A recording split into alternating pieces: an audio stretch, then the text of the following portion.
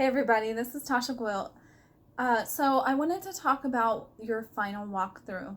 So this is the final piece before you close on your home, and this is the final visual inspection of the property.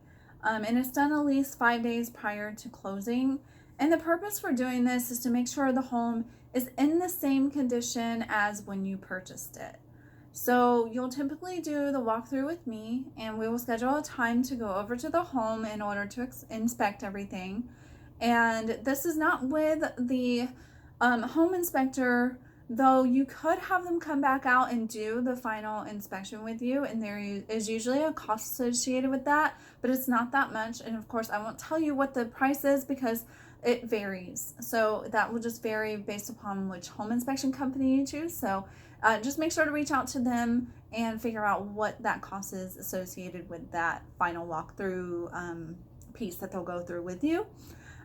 So during this piece, or during the final inspection, you will want to make sure that all the repairs that are done, that you were negotiated with the seller, are done. So I recommend printing off a checklist to make sure that all of those repairs were done. And if you had a general home inspection, which most everybody does, you can also print out that itemized list that the inspector gave you whenever you got that home inspection done, because if the seller made any kind of repairs, you will want to make sure to go item by item to make sure that those all of those items that were negotiated were in fact repaired and that you are satisfied with that. And that is really important that you do that. And so you'll want to make sure that everything that is supposed to remain with the home remains there, such as fixtures or any appliances you may have negotiated in, such as a refrigerator or a washer and dryer. And you'll want to go around the home and take some time to make sure that everything is still functioning properly. You'll want to check the plumbing, check the electrical, turn the lights on and off. Excuse me.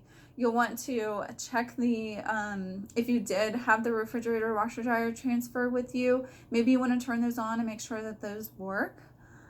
So you'll want to give yourself a pretty good amount of time, maybe about an hour or so, depending on how big the home is and how many items you need to inspect, to make sure that all of those items are complete and done.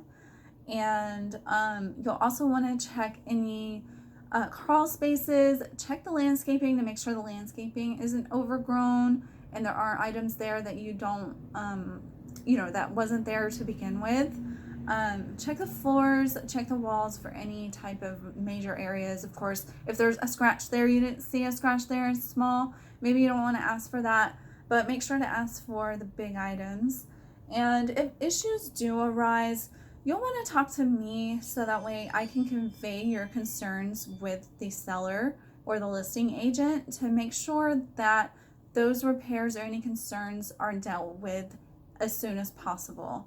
And so the only way, so in some circumstances, you can delay your closing, but I would only ever recommend that if there are only, big issues, major issues that arise, such as a plumbing issue or a foundation issue or a major repair that wasn't done.